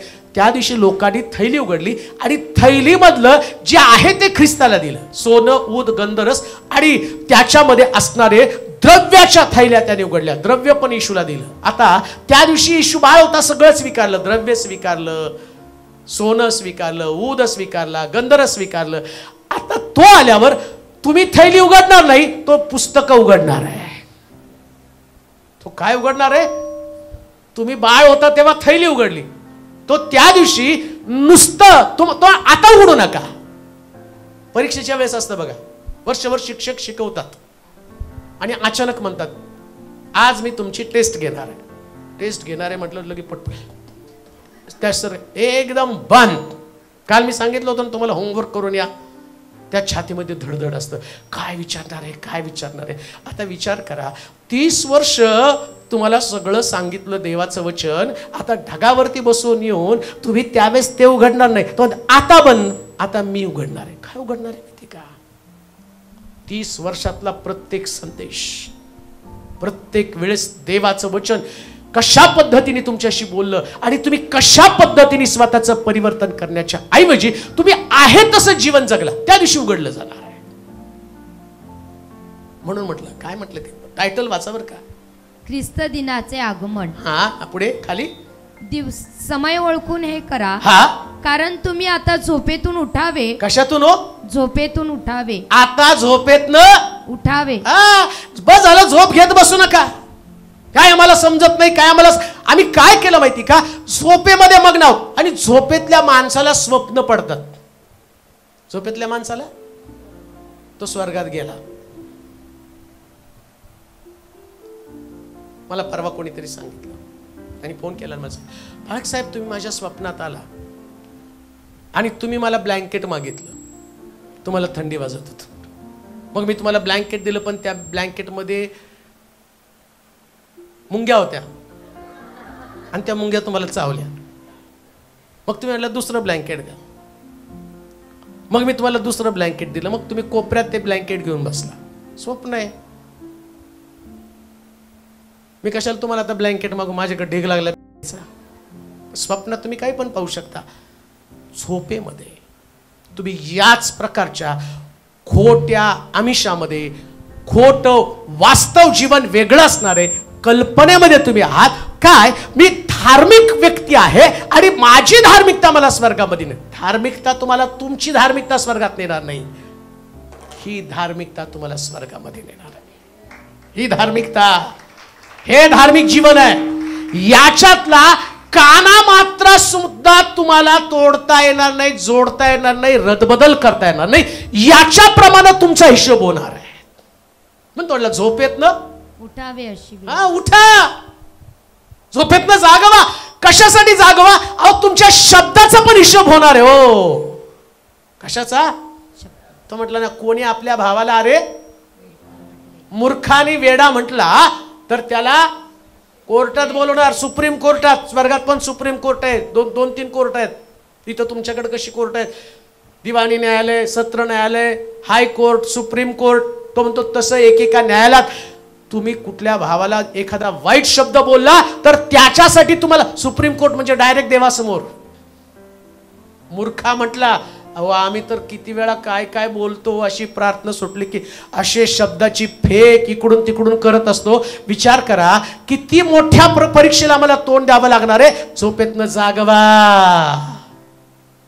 देवाचं वचन जेव्हा तुमच्याकडे येतं त्या वचनाच्या द्वारे तुमचा न्याय होणार आहे. जागवा. तारण जवळ आलं. कोणतं तारण? एक तारण ज्यानं तुमचं शरीर स्वर्गात जाण्यासाठी सिद्ध केलं. आता दुसरं तारण म्हणजे तुमचा आत्मा सार्वकालिक जीवनामध्ये टाकण्यासाठी येणार आहे. असं लिहिले शास्त्रामध्ये, जिथं तुमच्या आत्म्याचं तारण होणार आहे. शरीराचं तारण बाप्तिस्म्याच्या द्वारे होईल. तुमचा देह तुम्ही त्याच्यापासून राखणार आहात. त्याच्यावरती येणारा पीडा, त्याच्यावरती येणारा नाश, तुमच्या देहाला राखण्यासाठी बाप्तिस्म्याच्या द्वारे तुम्ही स्वतःच्या शरीराचं तारण करता. पण सार्वकालिक जीवनामध्ये जाण्यासाठी तुम्हाला तुमच्या आत्म्याचं तारण केलं पाहिजे. आणि आत्म्याचं तारण करत असताना जसं पवित्र आत्मा, बायबल सांगतं शिमोनाला पवित्र आत्म्यानं मार्गदर्शन केलं होतं. जोपर्यंत तारणारा तुझ्या दृष्टीला पडत नाही तोपर्यंत तुला मरण येणार नाही. लक्षात ठेवा, जेव्हा पवित्र आत्मा तुमच्यामध्ये असतो, पवित्र आत्मा वारंवार तुमच्या आत्म्याला सांगत असतो देह नष्ट होणार आहे, देहाला काही गोष्टींची आणि गरज लागणार आहे, परंतु तुझ्या देहापेक्षा तुझ्या आत्म्याचं तारण महत्वाचं आहे. तुझ्या देहाला जे आवडतं, शारीरिक वासना आणि तुझे स्वभाव, तुझा राग, तुझा लोभ, तुझा मत्सर, इथं खाली जशा पद्धतीने गोष्ट लिहिल्या, ज्या शिष्टाचारानं तुम्ही चालायला पाहिजे, कधी कधी आत्मिक शिष्टाचार देवाच्या वचनानुसार ज्या पद्धतीनं आम्ही रिॲक्ट व्हायला पाहिजे ते शिष्टाचार आमच्याकडे नसतात. आणि तेव्हा देवाचा आत्मा मला काय सांगतो, तो समय जवळ आला, तुम्ही जागा व्हा, आत्मिक शिष्टाचारानं परिपूर्ण व्हा, तुमच्यामध्ये आत्मिक गोष्टी आल्या पाहिजे. जर तुम्ही देहाचं आणि जीवन जगाल, तुम्ही सगळ्या प्रकारच्या गोष्टी इथं खाली दिले. वाचा बरं, मला वाटतं 13 अध्याय त्याचं दिवसाढवळ्यात साजेल असे आपण शिष्टाचाराने चालावे, चैनबाजीत व मद्यपानात विषय विलासात व कामासक्तीत कलहात व मत्सरात बसावे. इथं त्याने शिष्टाचार सांगता सांगता त्यानं काय सांगितलं, चैनबाजीमध्ये चालू नका. चैनबाजी, एकदा तुमचा बाप्तिस्मा झाला, चैनबाजी म्हणजे जे तुमच्या देहाला आवडतं, देहाला लागणारी गोष्ट. बऱ्याच वेळा आमचं तारण झालं तरी सुद्धा आमच्या देहाच्या गरजा आम्हाला पूर्ण करण्यासाठी आम्ही धडपडत असतो. मी त्या गरजा म्हणत नाही, अन्न वस्त्र निवारा सगळ्या गरजा देव तुमच्या भागवतो आणि तो तुमचा हक्क आहे. बायबल सांगतं तो आपल्या प्रियजनाला जे लागतं ते, तो सगळा तुमचा हक्क आहे. ज्या गोष्टीनं तुमचा देह विटाळला जातो, ज्यानं पवित्र आत्मा तुमच्यातनं निघून जातो, अशा गोष्टी करत राहणं म्हणजे तुमचे चैन. दुसरं तिसरं काही नसतं. ज्या गोष्टी तुमच्या मनाला बऱ्या वाटतात त्या. आता विचार करा, घरातला धूर आवडत नाही, घरामध्ये जर चूल पेटवली तर तो धूर आवडत नाही, सिगरेटचा धूर आवडतो. कसं काय आवडतो? का तर ते तुमच्या देहाला ती लागलेली सवय. आता बघा, काही वास आम्हाला आवडत नाही, गटरीचा वास आवडत नाही, पण दारू पिणारे लोक त्यांना ते आवडत, आणि त्याला ते पाहिल्याशिवाय, ते घेतल्याशिवाय बरं वाटत नाही. का तर त्याच्या देहाला त्या फिलिंग्स येतात. कोणीतरी परवा सांगितलं, काय वाचत होतो मला माहित नाही, वेगवेगळ्या गोष्टी पाहतो त्याच्यामध्ये, म्हटलं तो म्हटलं दारू पिणारा, तो म्हटलं मी दारू पिलो ना तर माझं शरीर एकदम कडक बनतं. त्याला विचारलं दारू पिल्यावर असं काय घडतं? तो शरीर आहे ना त्याच्यामध्ये प्रचंड ताकद येते. म्हटलं कसं काय? म्हटलं मी दारू पितो आणि बाहेर जाऊन शिव्या देतो, लोक एवढे मला मारतात पण ते मला लागत नाही. म्हणजे दारू न पिता गेलो की लोकांनी मारलं ना मग ते लागतं, पण दारू नाही पिलो तर मग काहीच आम्हाला लागत नाही. म्हणून दारू पिल्यावर माणूस कडक बनतो. मग असं झालं तर सगळे दारुडीत झाले तर मग काय मजा नाही. इथून कोणीच कुणाला मारायचं नाही, पोलिसाला म्हणायचं 1-4 बाटल्या दे मला, काय रिमांड काढायचं काढ, काय अर्थ राहणार आहे? लक्षात ठेवा, देहाला जी गोष्ट तुम्हाला सहन करण्याची ताकद किंवा जे तुमच्या मनाला बरं वाटतं त्याला चैनबाजी म्हटलेलं आहे. दुसऱ्या भाषेमध्ये, जगामध्ये राहताना जे कष्ट भोगण्याची इच्छा नाही, मला कष्टच भोगायचं नाही, मला त्रासच सहन करायचा नाही. म्हणजे एक व्यक्ती ज्याला जगातलं दुःख पचवता येत नाही तो व्यसनाचा आधार घेतो, आणि तो व्यसनाचा आधार घेताना ती त्याची चैनबाजी आहे. तो व्यसनाचा आधार घेतो म्हणजे त्याला चैन करायला पाहिजे, दुःख विसरायला पाहिजे. तो दारू पिल्यावर, सिगारेट ओढल्यावर दुःख विसरलं जातं. ही त्याची सवय, चैनबाजी. काही लोकांना दिवसामध्ये 20-20, 30-30 कप चहा प्यायची पण सवय, ती पण चैनबाजी बरं का, ती पण चैन आहे. अशी पिती काय म्हणूनच अशी झाली बरं का, ती पण चैनबाजी. तुमच्या देहाला काही गोष्टी प्रतिबंध करता आल्याच पाहिजे. कोणती सवय, जी सवय तुम्हाला देवापेक्षा जास्त महत्वाची वाटते ती काढून टाकली पाहिजे.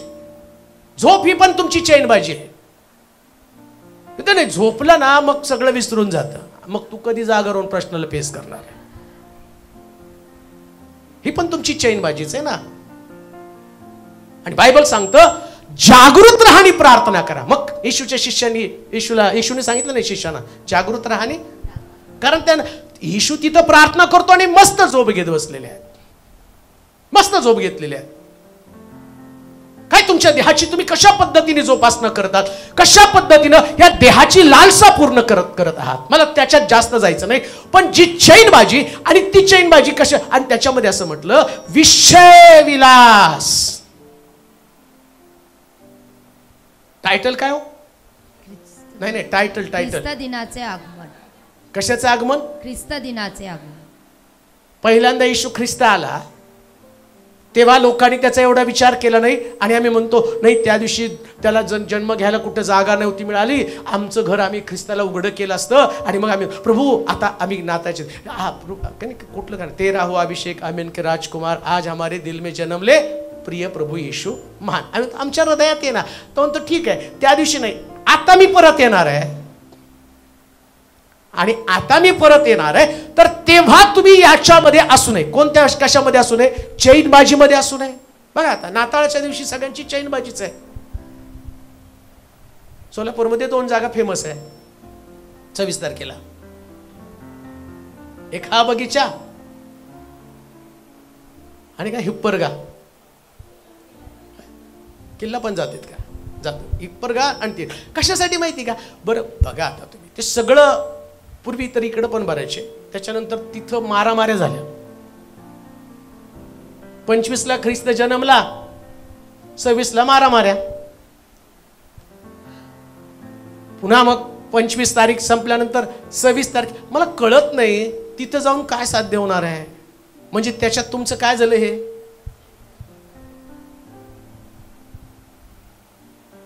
त्या दिवशी तर माणूस विसरूनच जातं. अहो तुमचं द्या. आमच्या पुण्यामध्ये पूर्वी आम्ही जायचो, आम्हाला तर ते जसं चर्चमध्ये शिकवलं तर आमच्या डोक्यामध्ये एकच असायचं, कुठे गेले की सुवार्ता सांगायची. मग आम्ही पण गेलो तिथं सुवार्ता सांगायला. पास्टर म्हटले चला आपण तिथं दुर्गा टेकडीला फार मोठे आपले 8-10 हजार ख्रिस्ती लोक तिथे येतात आणि मोठा मेळा असतो. मग आम्ही गेलो आणि आम्ही धार्मिक झालो ना, त्या आमचं तारण झालं म्हटल्यावर आम्हाला सगळ्या गोष्टीपासून अलिप्त.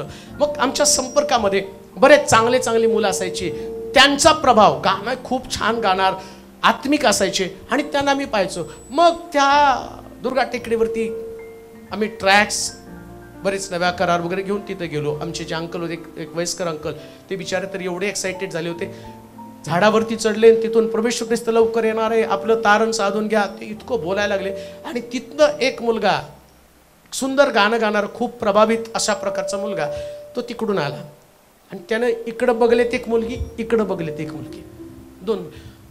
आणि आम्ही त्याला पाहिलं आणि त्याला हसलो आणि त्याच्याजवळ गेलो. ब्रदर आज मुझे माफ करना, आज मैं वो नहीं जो तुमने देखा, आज वो मैं हूं जो इस टेकड़ी पे होना चाहिए. म्हणजे काय? जेव्हा तुमच्यामध्ये ख्रिस्त असतो तेव्हा तुमच्यात कशी चैनबाजी असते. आणि तुम्ही लोकांसमोर जाताना या पद्धतीने लोकांकडे गेल्यावर लोकांचं तारण तर त्यांच्यापासून निघून जाणार आहे. म्हणून तो काय म्हणतो, शिमोन काय म्हणतो, आता मरण येऊ दे. कान देऊ नये का? किती दिवस देहात राहतापेक्षा ख्रिस्ताला पाहून आलेलं मरण हे सगळ्यात भारी आहे. ख्रिस्ताला पाहून आलेलं मरण. कलहामध्ये, वादामध्ये, मत्सरामध्ये, चैनबाजीमध्ये कधी राहू नका. हे तुमचं तारण नसणार आहे. विषय विलासामध्ये कधी राहू नका. ज्या विषयामध्ये, विषय विलास म्हणजे काय, कधी कधी विषयाची एक नशा असते, विलास म्हणजे ते पण चैनबाजी. विषय विलास या शब्दाचा अर्थ काय माहिती का? विषयाचं विलास म्हणजे विलासी जीवन. विलासी जीवन म्हणजे उपभोगणं. विलास दुसऱ्या शब्दाचा अर्थ त्याला एन्जॉय. इंग्लिशमध्ये, मराठीत नाही कळत आम्हाला, इंग्लिशमध्ये कळतं. विलास या शब्दाचा अर्थ एन्जॉयमेंट. म्हणजे काय? विषय विलास म्हणजे काय? काही विषयामध्ये आम्ही एवढं मग्न झालेलो असतो, त्या विषयाचं एन्जॉय आम्ही करत असतो. एकीकडे तारणाचा एन्जॉय, दुसरा विषयाचा एन्जॉय. काही विषय आमच्या डोक्यामध्ये एवढे घुसलेले असतात आणि त्याच विषयामध्ये आम्ही अडकून पडलेलो असतो. तेच विषय रात्री उठताना, झोपताना, बसताना, चालताना, बोलताना इतके ते विषय आमच्या डोक्यामध्ये असतात की आमचा उद्धारक सुद्धा आमच्या डोळ्यासमोर नसतो. उद्धारच विसरून गेलेलो आहे. जे देवापासून आम्हाला तोडत आहे, प्रभूची शांती, प्रभूचा आनंद, पवित्र आत्म्याचा अनुग्रह, पवित्र आत्म्याची कृपादान, जे माझं पाचारण आहे, ज्या गोष्टीसाठी प्रभूनं मला बोलवलं आणि तीच गोष्ट मी विसरून गेलो. आणि काय झालं, मी एकाच विषयामध्ये अडकून पडलो. एकच विषय प्रिया. हा विषयाचा विलास पण आमच्यातनं निघून गेला पाहिजे. तो दिवस जसा जवळ येईल, पुन्हा मी तुम्हाला सांगतो, कोणताच एक विषय तुमच्या डोक्यामध्ये ठेवून जीवन जगू नका, का तर तारण त्याच्यापेक्षा जवळ आलेलं आहे. एकाच विषयामध्ये अडकून पडू नका. अजून एक गोष्ट तुम्हाला सांगतो, तुम्हाला व्यक्तिशः देवासमोर उभं राहावं लागणार आहे. ऐका, जसं शिमोनानं आपल्या समोर तारण ठेवलं, आपल्या समोर पर्सनली, व्यक्तिगत, तुम्हाला व्यक्तिगतरित्या प्रभू समोर उभं राहावं लागणार आहे. आणि फक्त प्रभूचं आणि तुमचं नातं, बाकीची नाते विसरून जा. बाकीची नाते विसरून जा. त्या विषयामध्ये अडकून पडू नका. कधी कधी त्या विषयामध्ये एवढं त्याचं मनन चिंतन तुम्ही करत असता की तुम्हाला तारण गेले हे पण लक्षात येत नाही. येशू तर तुमच्यातनं निघूनच गेला. आता विचार करा, मरियेनं येशूला जन्म दिला, मरियेनं योसेपानं त्याला वाढवलं, येशू त्यांच्या घरात राहिला. ऐका बरं का, मग येशू मोठा झाला आणि सगळे लोक यरुशलेमेत सण साजरा करण्यासाठी निघाले आणि वाटेमध्ये येशू हरवला. त्यांच्या घरात येशूचा जन्म झाला, त्यांच्या घरात तो वाढला आणि वाटेत तो हरवला. कशानं हरवला? विषय विलास डोक्यामध्ये. मला असं वाटतं काहीतरी चर्चा करत ते निघाले होते. नाही, कधी कधी चर्चा करताना कोण बाजूला आहे ते आम्ही विसरून जातो आणि त्या विषय विलासाला चर्चा म्हटलेलं आहे. म्हणजे चर्चा करता करता ज्याला संगती घेतलं त्यालाच विसरलो. आमचं पण तेच होतं. मी तुम्हाला तारणा संबंधानं बोलत आहे. शिमोन म्हणतो तारण माझ्या डोळ्यासमोर आहे, तुमच्या डोळ्यासमोर सुद्धा येशू आहे, पण असे कोणते विषय तुमच्या डोळ्यासमोर आहे की तुमचा येशूच हरवतो? ज्याच्यासाठी तुम्हाला तारण मिळालं, जे तुम्हाला स्वर्ग राज्य समजावून सांगतो आणि तो विषय सोडून स्वर्ग राज्याच्या विषयापेक्षा दुसरेच विषय तुम्ही चघळत असतात, दुसरेच विषय तुमच्या डोक्यामध्ये असतात. मग शिमोन म्हणतो माझ्या डोळ्यासमोर तारण आहे, आता मला मरण आलं तरी चालेल, माझा देह शांतीनं जाऊ दे. कान देऊ नये का? अशा कोणत्याच गोष्टीमध्ये अडकू नका जी गोष्ट तुम्हाला देवापासून तोडेल, का तर समय अधिक जवळ आलेला आहे.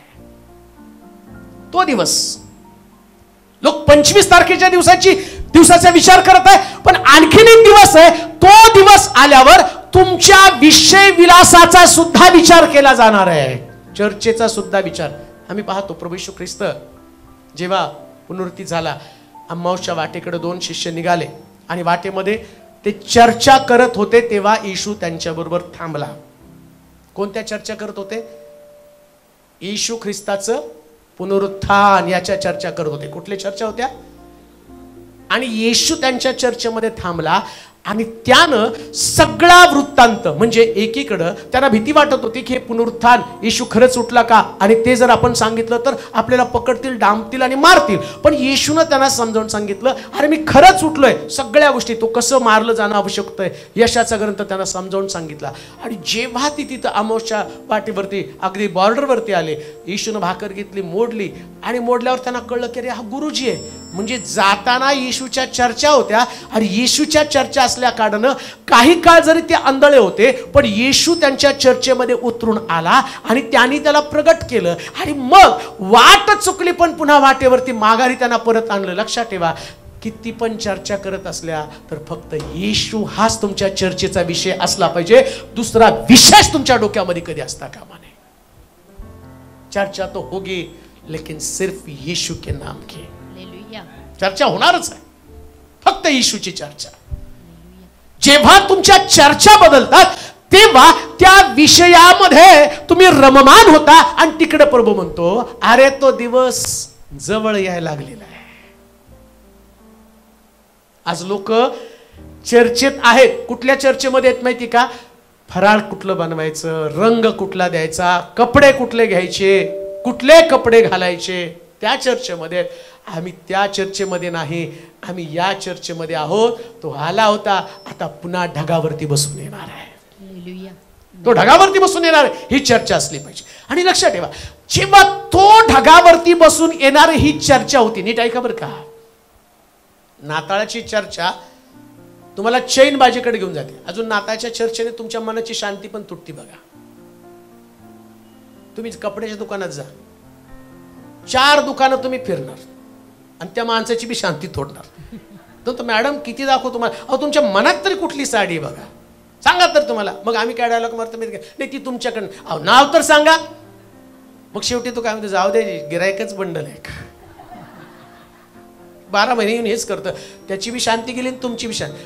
बरं, त्यात घ्यायची तर एक साडी, आणि बघा नंतर तुम्ही आणलेली साडी, म्हणजे पोरांचं पण सांगतो बरं का, नाही तुम्ही आणलेले कपडे, सेम कपडे सोलापूरमध्ये असतात, तेच कलर असतात, पण तुम्ही वना वना वना वना भटकून जिथं ते थोडंसं मिळायचं ते सगळे पैसे घालवून नंतर अरे, आणि मग तिथं घातल्यावर कोणीतरी काय नाताला नवीन घेतले नाही काही कपडे, अरे नवीनच आहे. आता बघा एवढं सगळं लगबग करून काय तोंडावरचा चेहरा रंग उडून जातो, याला माझे कपडे पण नवीन वाटत. गेली का शांती सगळी.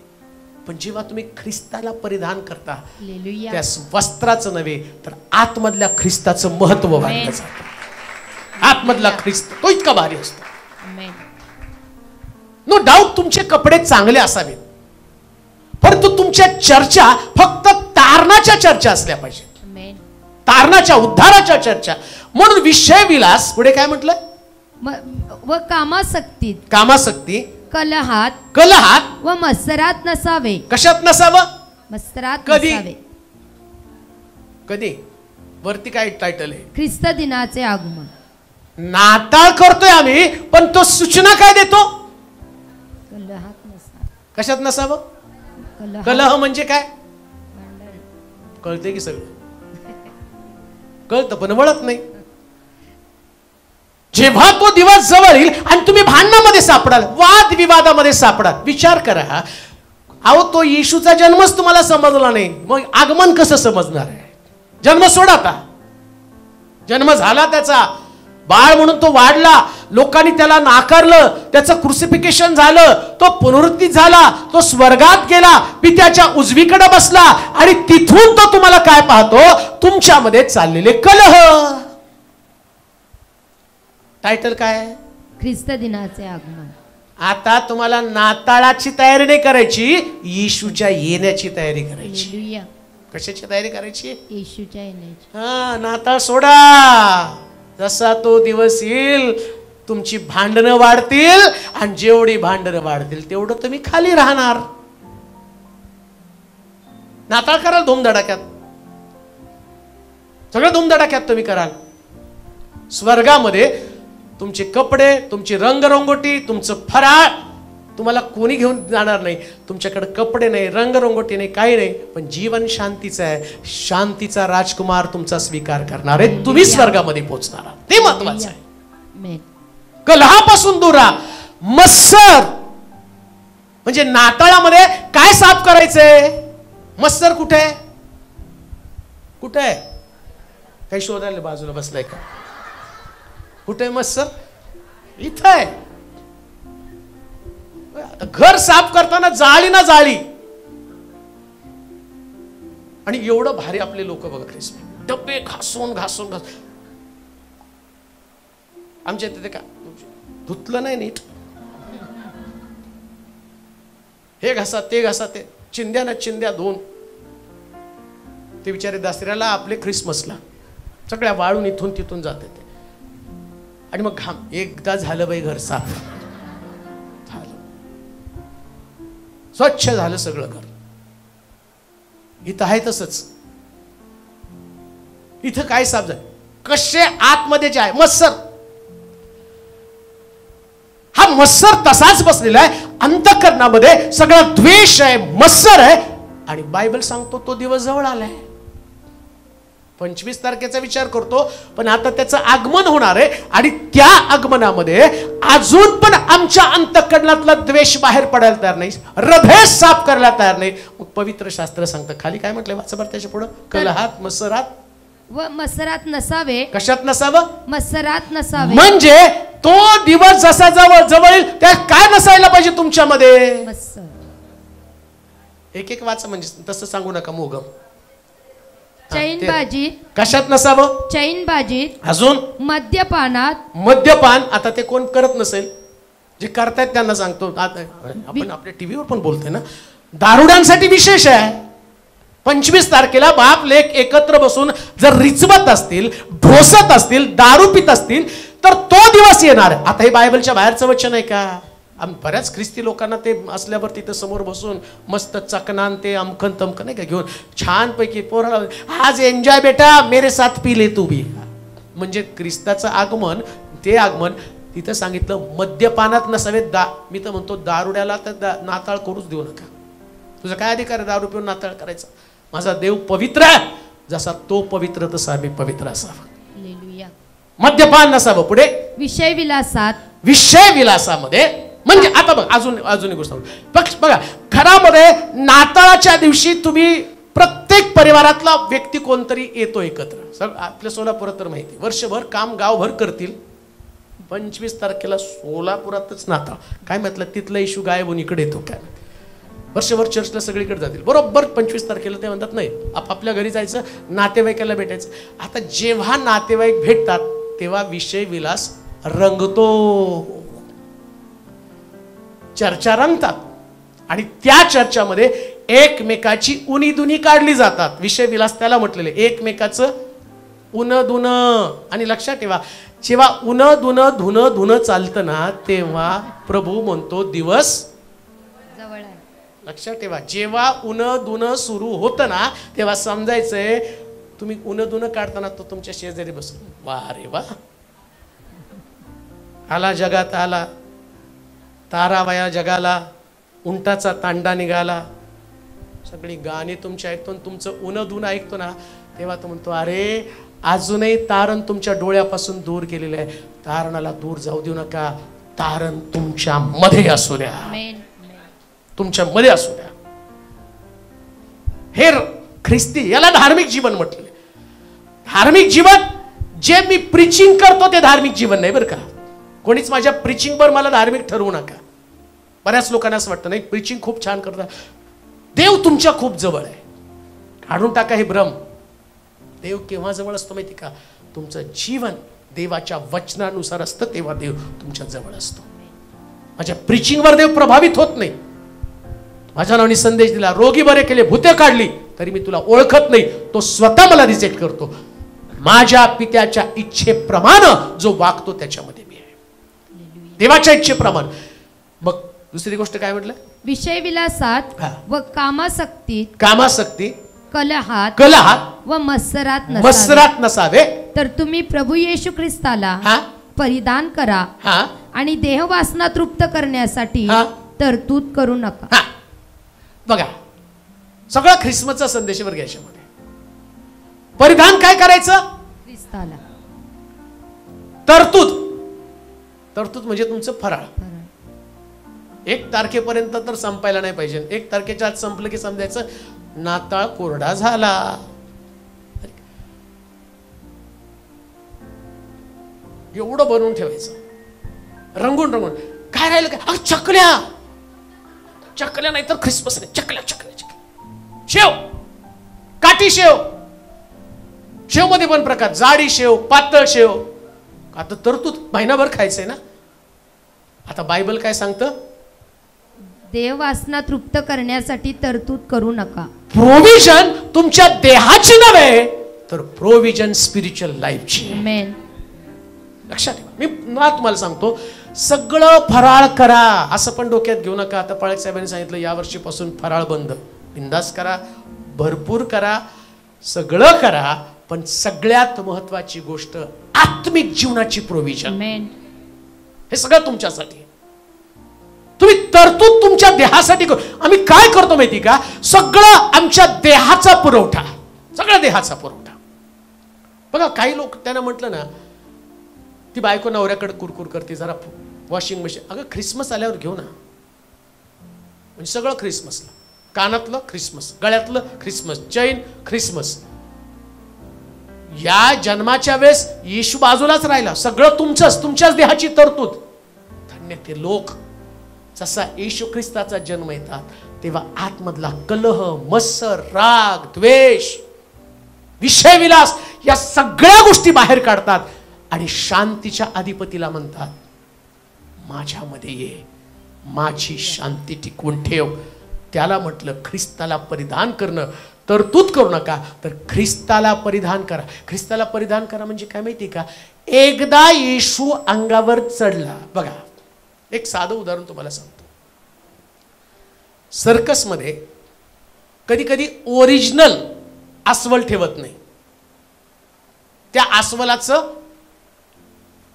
काय बोलतात, ड्रेस, अस्वलाचा ड्रेस त्याच्यावरती घालतात. आता बघा, त्या अस्वलाचा ड्रेस घातलेला आतला मनुष्य गप्पा नाही मारू शकत, त्याला अस्वलाचाच आवाज काढावा लागतो. का हो? ड्रेस अस्वलाचा घातलेला आहे, नाही का?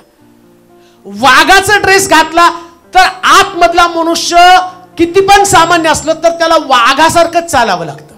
आता बायबल काय सांगतो, तुम्ही ख्रिस्ताला परिधान करा म्हणजे काय? ख्रिस्ताचा ड्रेस घाला म्हणजे आतला मनुष्य कसाही असला तर तुम्हाला ख्रिस्तासारखंच वागावं लागतं. म्हणून त्याला असं म्हटलेलं आहे, तुम्हाला ख्रिस्ताला परिधान केल्यावर सगळ्या बोलण्याला, विचार करणाऱ्याला, वागण्याला, आतमधल्या सगळ्या गोष्टीला तुम्हाला मर्यादा येते. म्हणून पौल म्हटला, तो दिवस जसा जवळ येईल, 25 तारीख जशी जवळ येईल तो विचार करू नका.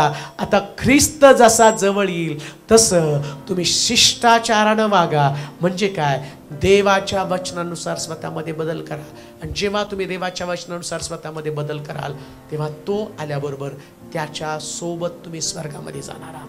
म्हणून पुन्हा सांगतो, पृथ्वी तलावरचं आयुष्य थोडकं आहे. सार्वकालिक जीवनासाठी तुम्हाला श्रम करणं गरजेचं आहे. देवबाप करू तुम्हाला प्रभू येशू ख्रिस्ताच्या आगमनासाठी त्यांना सिद्ध आणि तयार करू. आपले डोळे आपण बंद करू, आपल्या जागेवरती आपण उभं राहूया, आपल्या मान आपण लावूया, आपले मस्तक आपण झोपूया. प्रभूचं वचन आपल्याकडे आलेलं आहे, त्यानं आमची भेट घेतलेली आहे. काही गोष्टी देव आमच्याशी बोललेला आहे अगदी स्पष्ट. तयार होऊया, देवाच्या राज्यासाठी तयार होऊया. हे सर्वशक्तिमान देवा, आम्ही नम्रतेने तुझ्या समोर येत आहोत. आमचं समर्पण आम्ही तुला करतो. सारं जग 25 तारखेची तयारी करत आहे. तू जगाला आता ख्रिस्ताचं दुसरं आगमन, येशू ख्रिस्त पृथ्वी तलावरती पुस्तक घेऊन येणार आहे. हिशोबाचं पुस्तक, न्यायाचं पुस्तक. परंतु आता न्यायाचं पुस्तक उघडलं जाणार आहे, त्याच्यासाठी लोकांची तयारी असू दे. मी स्वतः तुझ्या हातामध्ये पडत आहे. मलाही माझं जीवन तुझ्या वचनानुसार, तुझ्या इच्छेनुसार जगणं हे माझं कर्तव्य, याची समज आहे, बुद्धी आहे. आजपर्यंत लोक रूढी, परंपरा, वर्षानुवर्ष चालत आलेले तत्व याला बिलकुल आहेत. शिमोनानं जसं ख्रिस्ताला आपल्या डोळ्यासमोर घेऊन म्हटलं, तारण मी माझ्या डोळ्यानं पाहिलं. आम्हाला तारणच दिसायचे प्रभूजी. मंडळीला तारण दिसू दे, लोकांना तारण दिसू दे. आमच्या देहाचं तारण एकदा झालं, परंतु आत्म्याचं तारण होऊन आता सार्वकालिक जीवनासाठी आम्ही सिद्ध व्हावं. आणि आमचा आंतरिक मनुष्य जो जुना होता तो मेला. तो कलहामध्ये होता, मत्सरामध्ये होता, विषय विलासामध्ये, मद्यपानामध्ये, चैनबाजीमध्ये अडकून पडलेला होता. पण आता नवा मनुष्य तसा नाही. जुना मनुष्य मेला आणि आत्मिक मनुष्य बाहेर पडला. तसं आत्मिक मनुष्य बाहेर पडू दे प्रभूजी. आमचं जीवन ख्रिस्ताला परिधान करणार लोक ज्यास आमच्याकडे पाहतील त्यास फक्त ख्रिस्तासारखं आम्ही दिसू दे. येशूपेक्षा वेगळं नाही. सगळ्या गोष्टीला मर्यादा येऊ दे माझ्या देवा. ते गांभीर्य, आत्मिक गांभीर्य आमच्यामध्ये येऊ दे. शब्दाचा हिशोब, विचारांचा हिशोब, प्रत्येक कृतीचा हिशोब घेतला जाणार आहे. तो दिवस जसा जवळ येईल तसा हिशोब तर होणार आहे. आणि म्हणून मेजामध्ये आज आम्ही सहभागी झालो, ख्रिस्ताच्या दुःखामध्ये आम्ही सहभागी झालो, त्यानं वेदना भोगल्या, त्रास भोगल्या, आज त्याचा देह आम्ही खाल्ला, त्या देहानं भोगलेलं दुःख याची जाणीव करून आम्ही इथून बाहेर पडावं. आणि जेव्हा आम्ही एकमेकांसमोर येऊ तेव्हा आम्ही ख्रिस्ताचं दुःख, ख्रिस्ताचा वध बाळगणारे लोक असू दे.